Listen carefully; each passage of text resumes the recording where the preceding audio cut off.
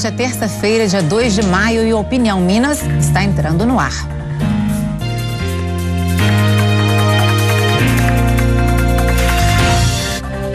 O total de desempregados cresceu novamente e atingiu 14.200.000 brasileiros, segundo o IBGE.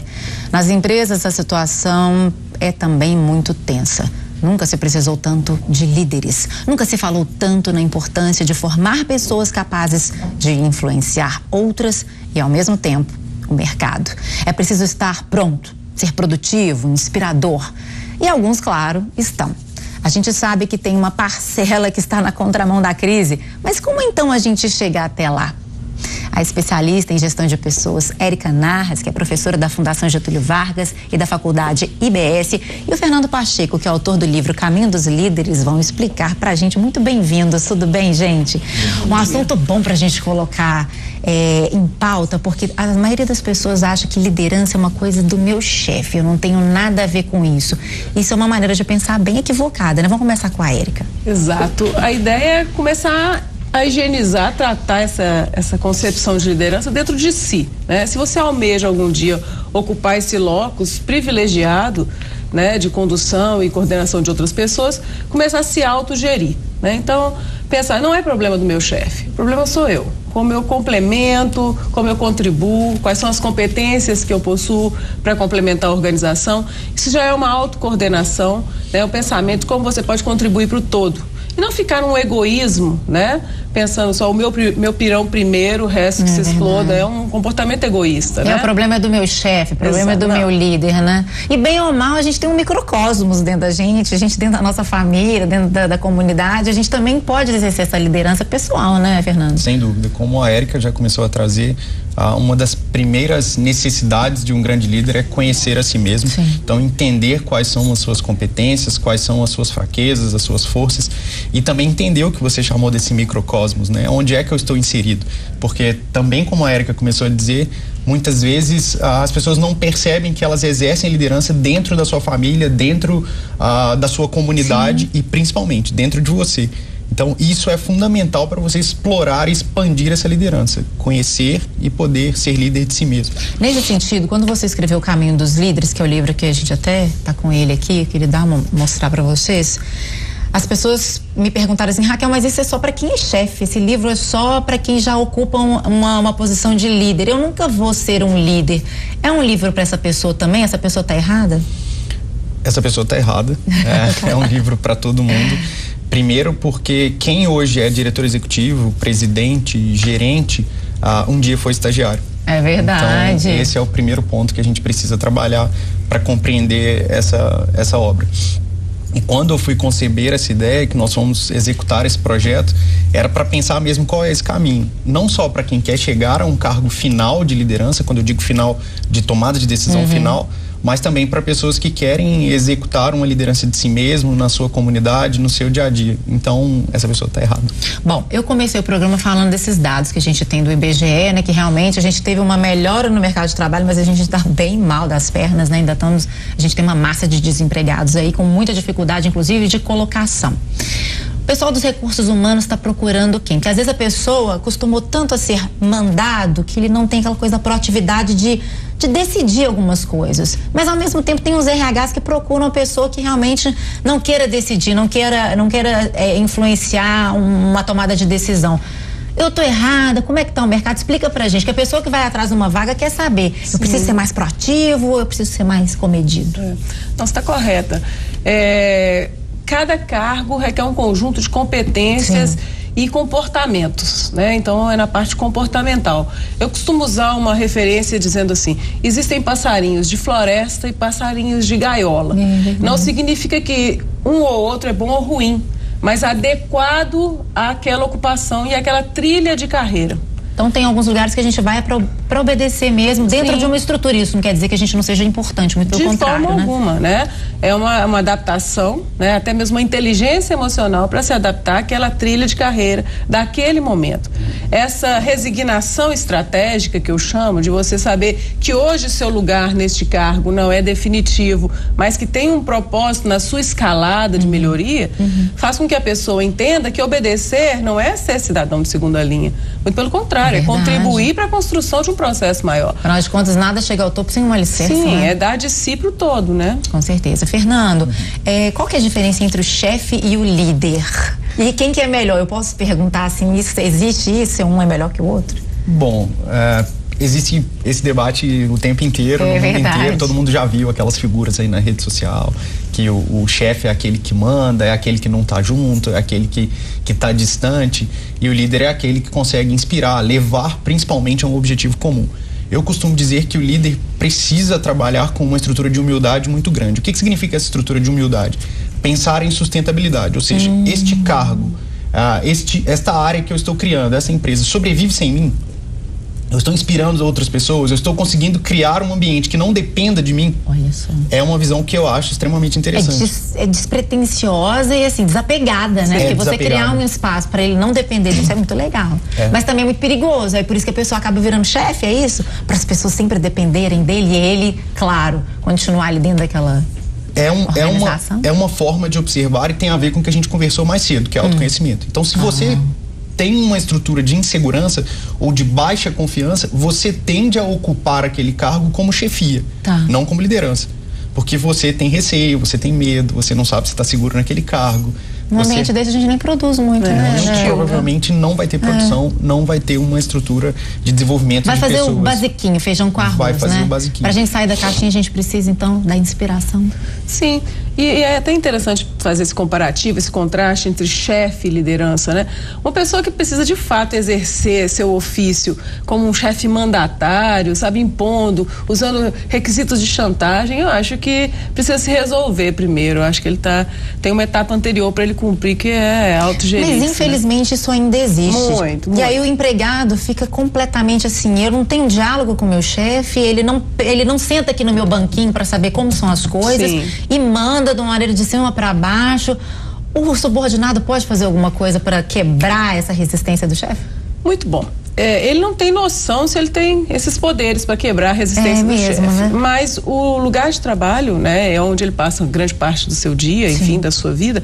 Ele deve calcular o quanto é necessário esse embate ou essa tentativa, né? Porque na realidade as pessoas veem nisso um sofrimento. E essa com certeza, várias pessoas levam isso para casa, deprimem. Exato. E contamina.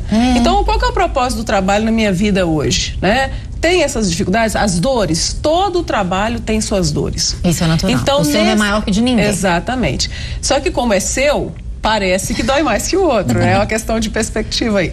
E aí a ideia é, eu vou comprar essa briga, eu vou alimentar essa dor? Como eu posso coexistir, conviver com essa dor sem me atrapalhar, sem atrapalhar meu desenvolvimento, meu propósito dentro dessa organização? É tipo cortar o laço emocional, então seria é meio que neutralizar o impacto negativo disso. Tem muitas pessoas que têm dificuldade, óbvio, porque se sentem afetadas diretamente com uma negativa, com um tratamento um pouco que sente ser hostil ou indiferente, já fala, não gosta de mim, né? Ele tem alguma picuinha, ela tem alguma picuinha contra a pessoa, mas levar isso adiante, qual é o propósito, qual é o lucro disso para a pessoa? Nenhum.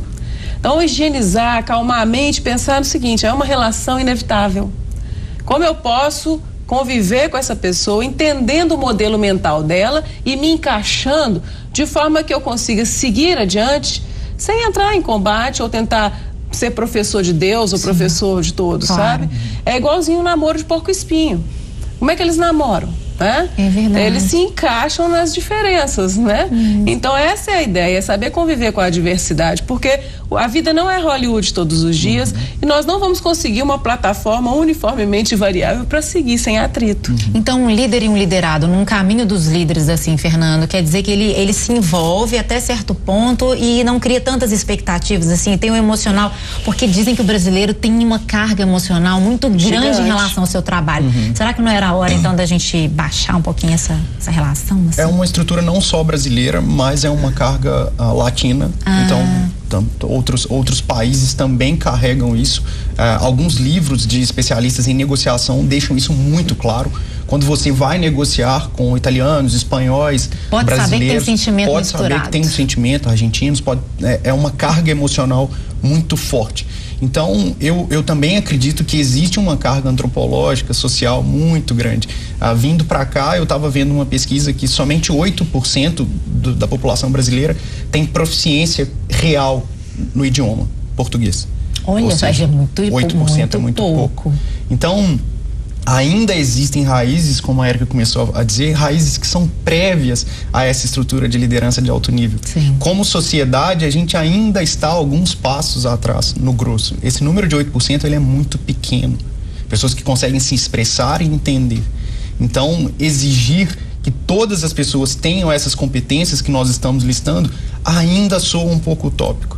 E isso me entristece, lógico, porque o nosso país ainda precisa se desenvolver. O que a gente tem que fazer no dia a dia é criar estrutura para que a gente consiga combater essa educação que às vezes é um pouco pobre, a educação financeira, a educação de saúde, a educação mental, emocional. Tô sentindo isso também, né? Porque vai sair na frente, então, quem? Porque tecnicamente, né, assim, técnicos, todos saímos das nossas faculdades, dos nossos cursos. Vocês acreditam que aquele que tiver desenvolvido emocionalmente e psicologicamente, então ele vai se sobressair?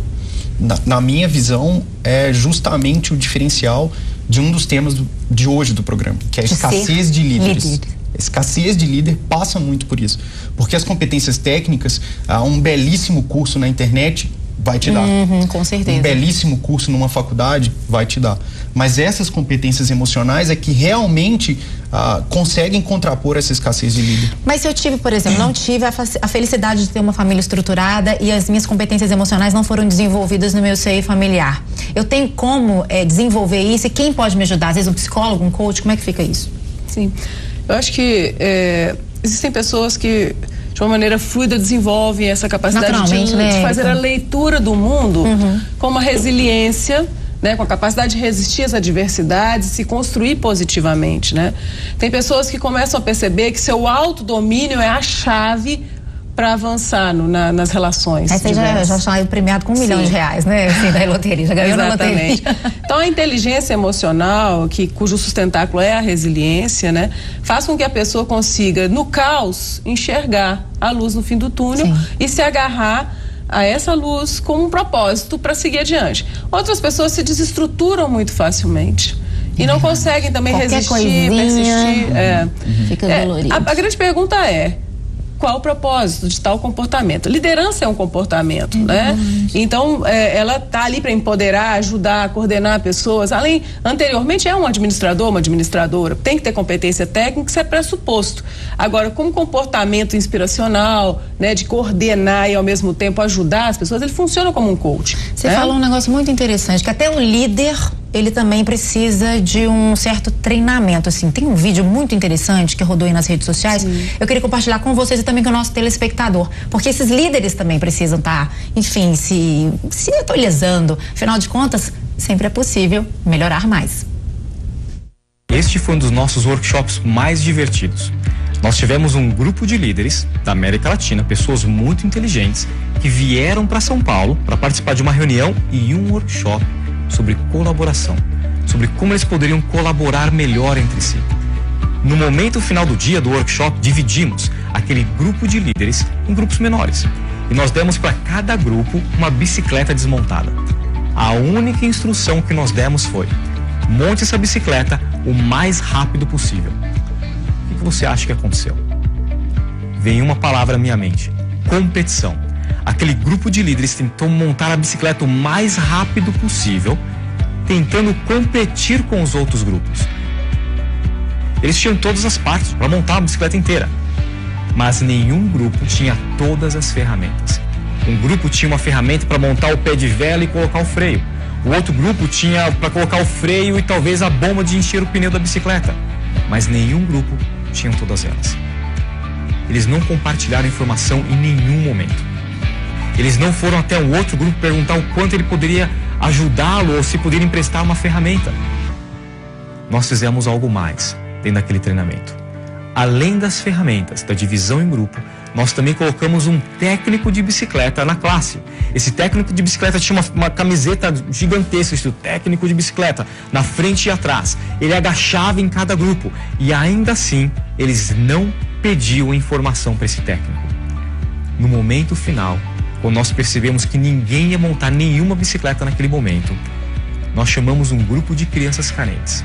Eles entraram na sala para receber as bicicletas e as bicicletas não estavam prontas. O olhar no rosto de todos aqueles líderes ficou comigo até hoje. Era uma mistura de surpresa, de medo, de frustração, e foi muito fácil para nós entendermos que muitas vezes, principalmente eles como líderes, nós temos uma responsabilidade com outras pessoas na nossa empresa. Quando você toma uma decisão, essa decisão afeta outras pessoas também. Nas nossas empresas, a empresa que eu e você trabalhamos, será que não acontece a mesma coisa? No momento que nós somos divididos em departamentos, será que na nossa mente não vem uma ideia também de competição?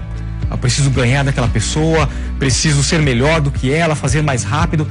E será que é por isso que nós somos tão ruins em compartilhar informações, compartilhar boas práticas uns com os outros dentro da nossa empresa? Nós demos o momento final para eles pudessem terminar de montar as bicicletas com a ajuda das crianças, com todas as ferramentas e com a ajuda do técnico.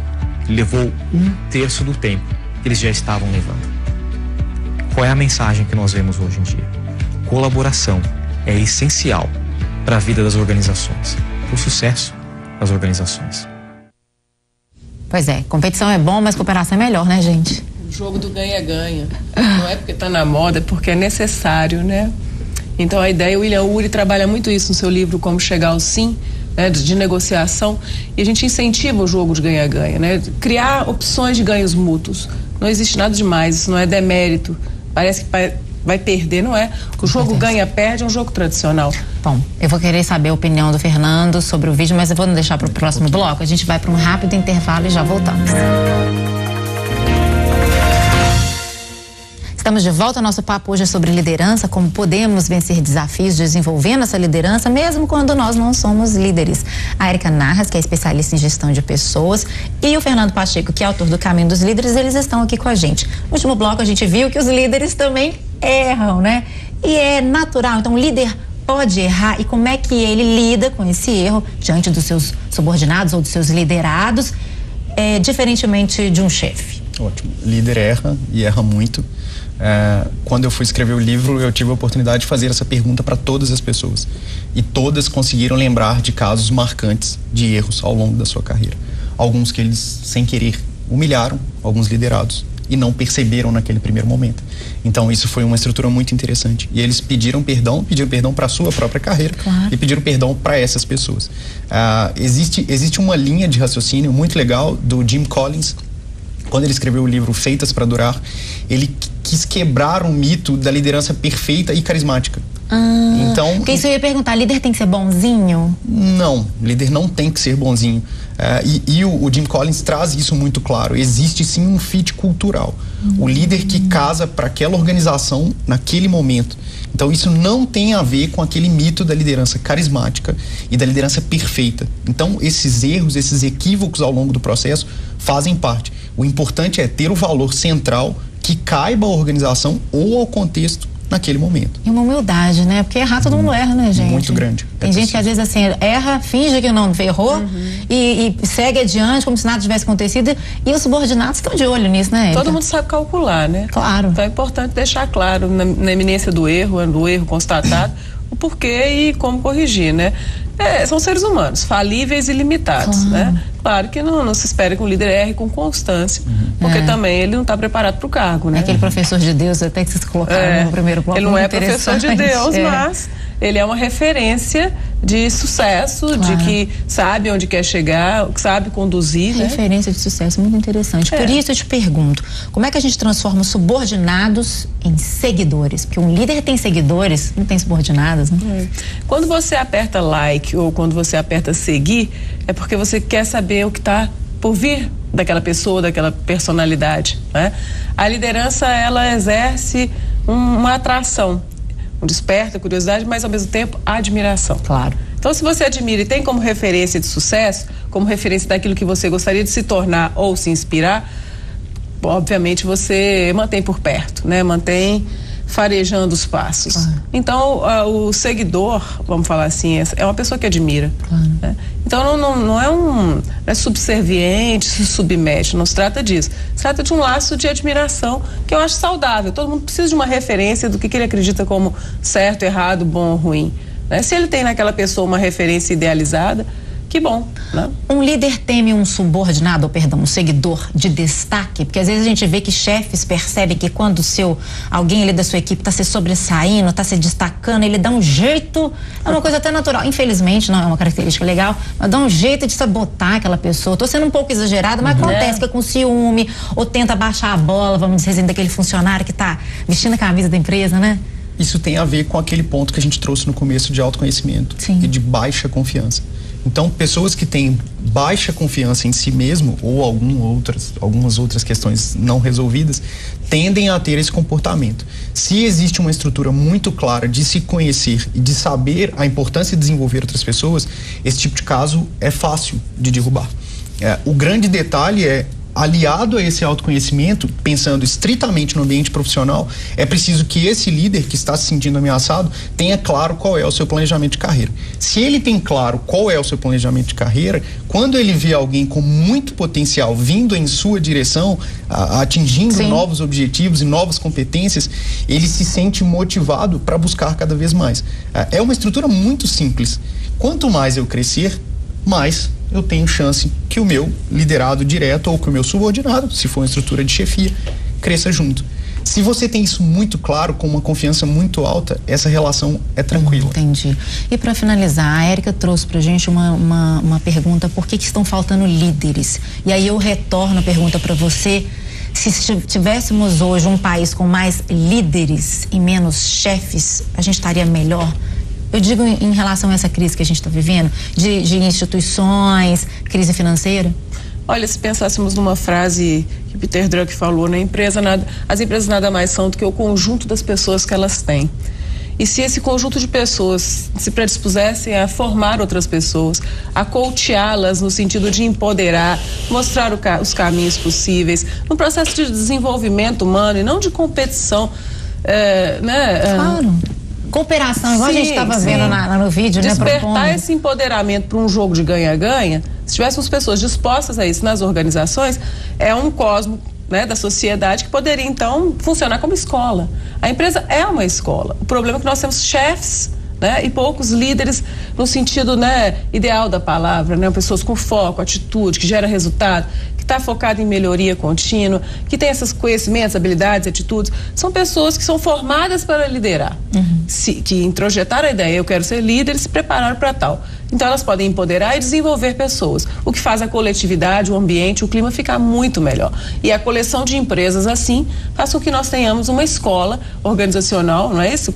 Coletiva, e a coisa melhora, né, por escala. Fernando, você tem esperança que mesmo assim, porque infelizmente eu conheço várias empresas que ainda vivem dessa forma, todo mundo competindo contra todo mundo e fazendo só o feijão com arroz, dá ainda para chegar um líder e dar uma mudança geral, assim, a gente pode ter essa expectativa? Sim, pode, e eu iria além. Existe ainda um contexto social, um grande líder ou uma grande líder entende qual é o seu papel além da sua própria carreira. Sim. Então é possível sim romper a barreira das organizações e chegar numa barreira de um país ou de uma estrutura global. Uma pesquisa recente muito interessante ouviu algumas pessoas na Harvard Business Review e elas disseram que o primeiro fator, o que mais apareceu como alguém que espelha de uma característica de liderança, é alto padrão ético. 67% das pessoas trouxeram isso como o grande fator de respeitar uma liderança. Então, se a gente traz isso para um contexto social, você consegue ir modificando um pouco o país. É claro que, trazendo isso que você trouxe da cooperação versus competição, tem uma frase que eu gosto muito de um diretor que é meu amigo, o Everton Alves. Ele sempre diz: eu não sou diretor comercial, eu sou diretor da empresa. Então, você consegue expandir aquela coisa que o nosso especialista lá do vídeo trouxe, né? Departamento, coisa quebrada, competição. Não. É tudo uma coisa expande, só. É uma coisa só. Excelente. Com essa frase, então, eu agradeço muito a participação de vocês. Espero que a gente tenha inspirado aí vários líderes aí que estão nos assistindo, que tá aquele líder meio fechadinho ainda dentro de si, que todo mundo possa explorar e desenvolver isso. Muito obrigada, gente. Obrigado. Bom dia. Opinião Minas, então, fica por aqui. Eu desejo a você um ótimo dia. A gente se vê no próximo programa. Até lá.